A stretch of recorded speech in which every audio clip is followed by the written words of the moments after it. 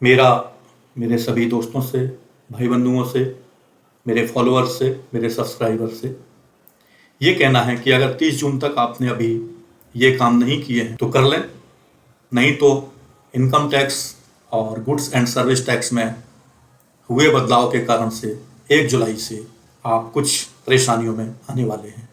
आपको 2% की जगह 20% टैक्स देना पड़ सकता है, 1000 की जगह 10,000 पेनल्टी देनी पड़ सकती है। आपको क्या क्या परेशानियों का सामना करना पड़ेगा वो मैं आपको इस वीडियो में बताने जा रहा हूँ। बने रहिए हमारे साथ। मैं राजकुमार सक्सेना, राज डिजिटल पार्क का ओनर, आज आपको बताने वाला हूँ कि 1 जुलाई से इनकम टैक्स और goods and service tax act में क्या क्या बदलाव हो रहे हैं और किस कारण से आपको 30 जून तक अपने सभी कार टैक्सेशन रिटर्न जो भी हैं वो कर लेने चाहिए। पहला कर चलते हैं इनकम टैक्स में, जिसे डायरेक्ट टैक्स भी बोलते हैं।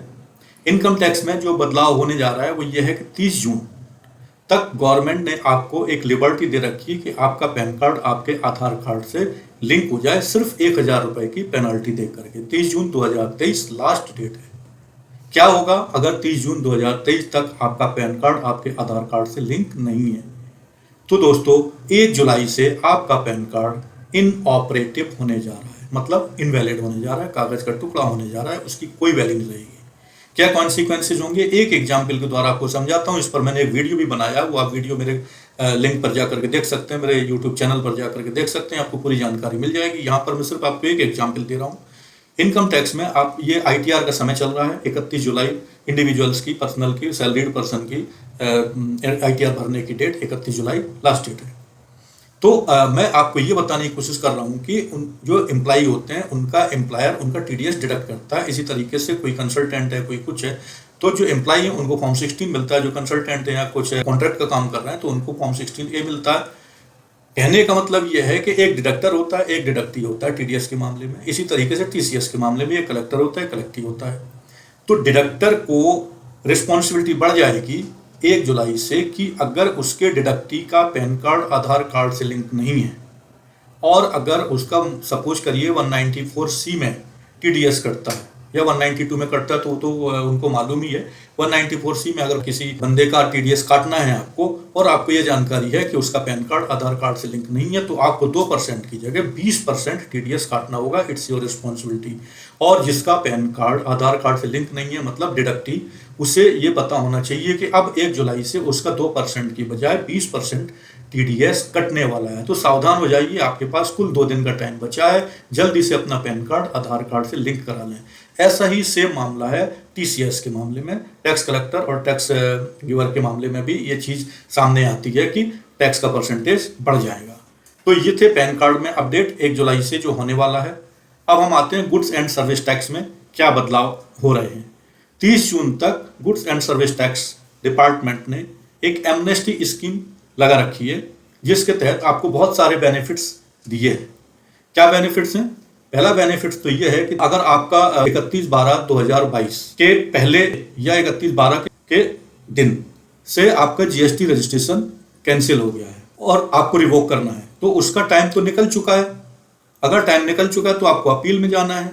एमनेस्टी स्कीम 30 जून तक है, जिसमें ये आपको बेनिफिट दिया गया था। 30 जून के बाद आपके बेनिफिट खत्म होने वाले हैं। अपील में जाने से भी चूंकि टाइम बार्ड हो गया है तो आपका जो GST रजिस्ट्रेशन कैंसिल हो गया वो रिवोक होना बहुत ही असंभव सा हो जाएगा। बहुत ही कहीं से कुछ हो गया, आपका लिंक जुड़ गया तो हो सकता है, अदरवाइज बहुत प्रॉब्लम में आने वाले हैं। एक तो ये आपको नुकसान होने वाला है। दूसरा जो मेजर है GST एनुअल रिटर्न, जिसमें मैक्सिमम जो लेट जमा करने की पेनल्टी है वो 20,000 तक 30 जून तक है। अगर आपने 30 जून तक अपना एनुअल रिटर्न नहीं भरा तो क्या होगा? 1 जुलाई से आपके ऊपर 2 चीजें लागू हो जाएंगी कि ये 20,000 वाली मैक्सिमम लिमिट की कैपिंग खत्म हो जाएगी और आपको देना पड़ेगा टर्नओवर का 0.5% या 100 रुपए पर डे, जो अधिक हो। क्या आप तैयार हैं इसके लिए? क्या आप इतना ज्यादा टैक्स देने के लिए रेडी हैं? नहीं तो 30 जून तक अपना एनुअल रिटर्न भरवा लीजिए। अगला जो बदलाव होने वाला है एमनेस्टी स्कीम के तहत ही है GSTR 10। GSTR 10 जिसको फाइनल रिटर्न भी बोलते हैं, 30 से तक भर लिया तो ठीक है, आपका 1000 रुपए पेनल्टी है। अगर 30 से क्रॉस हो गई तो 1 जुलाई से आपको 1000 की जगह 10,000 रुपए जमा करने के बाद ही आप उसमें फाइनल रिटर्न अपडेट कर पाएंगे। तो ये बदलाव होने वाले हैं।